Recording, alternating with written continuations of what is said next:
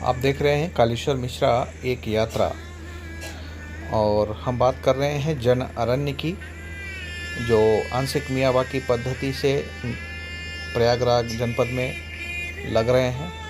22 block में हम काम कर रहे हैं और 300 से ऊपर ग्राम पंचायतें हैं। और उनमें से एक ग्राम पंचायत ये है खानपुर दांडी, जो प्रतापपुर ब्लॉक में आता है। यहाँ से ललित कुमार पटेल जी हैं, जो रोजगार सेवक हैं और अच्छी देखरेख करते हैं। प्रधान जी का भी बहुत इंटरेस्ट और सहयोग रहता है। प्रधान जी बहुत पर्यावरण प्रेमी हैं और विकास के प्रेमी हैं। ये सारी हरियाली जो दिख रही है, बहुत मेहनत और मशक्क़त के बाद शुरू हुई।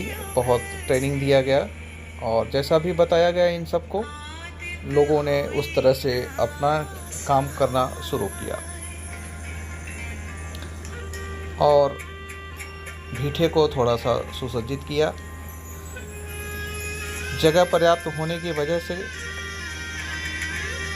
ऐसा नहीं था कि जगह बहुत कम है, बहुत पर्याप्त जगह है। और सभी जगह को वृक्षारोपण से पूरा करने के लिए ग्राम पंचायत ने, प्रधान जी ने जन अरण्य का काम शुरू किया। बहुत ही अद्भुत काम था और वो काम दिख भी रहा है। ये शुरुआती का है, जब ज़मीन तैयार करके वृक्षारोपण किया जा रहा था। अलग अलग किस्तों में पौधे मिले थे, तो अलग अलग पौधे किस्तों में लगे थे।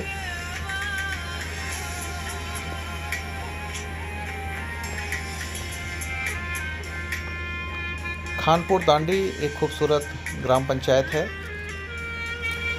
गंगा पार, गंगा तटीय क्षेत्र है।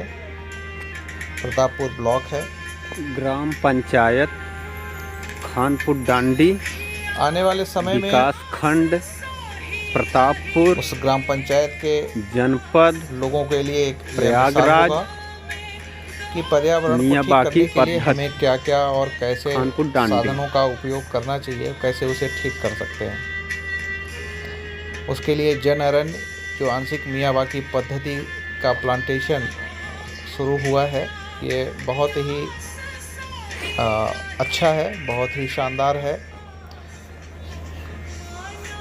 और इस प्रोजेक्ट को शुरू करने का, चलाने का मात्र एक उद्देश्य है कि गंगा तटीय जो भूभाग है, वो ग्रीन कवर एरिया अगर सैटेलाइट से आप देखेंगे तो बहुत ही कम है, लगभग 3 से 4%।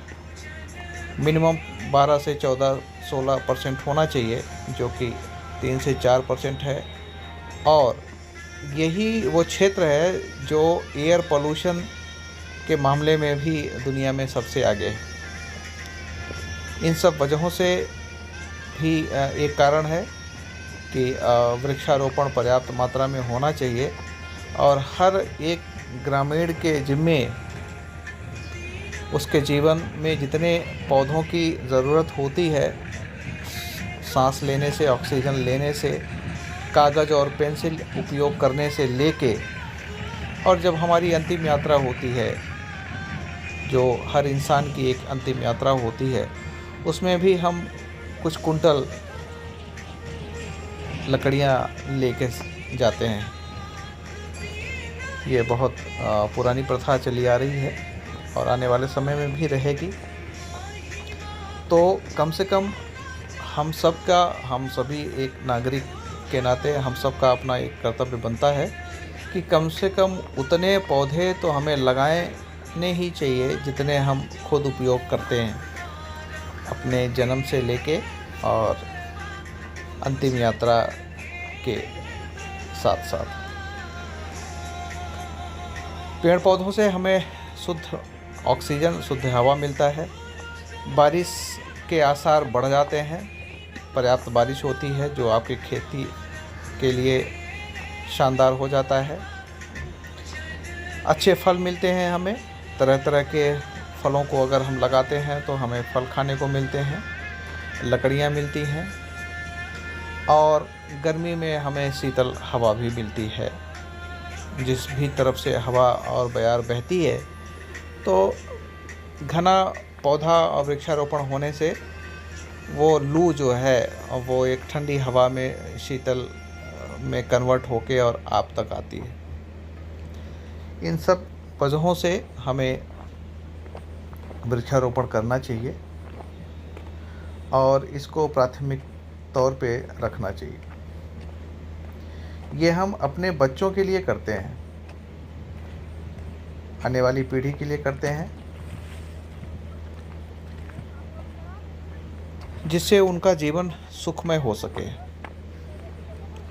एक छोटा सा उदाहरण, हम सबके गांव में पुराने बगीचे हैं, आम के हों, महुआ के हों, अमरूद के हों, जामुन के हों।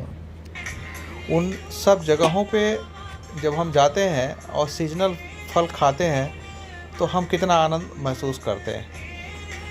हमारे पूर्वजों ने, आप सबके पूर्वजों ने, उस गांव के पूर्वजों ने, इन सभी लोगों ने लगाया होगा, तभी तो हम उसका आनंद ले पाते हैं।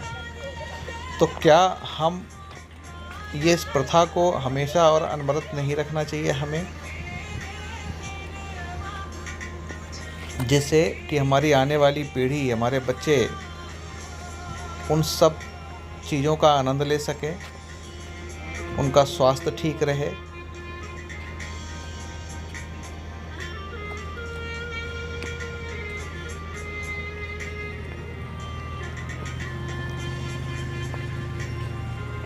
कई मायनों में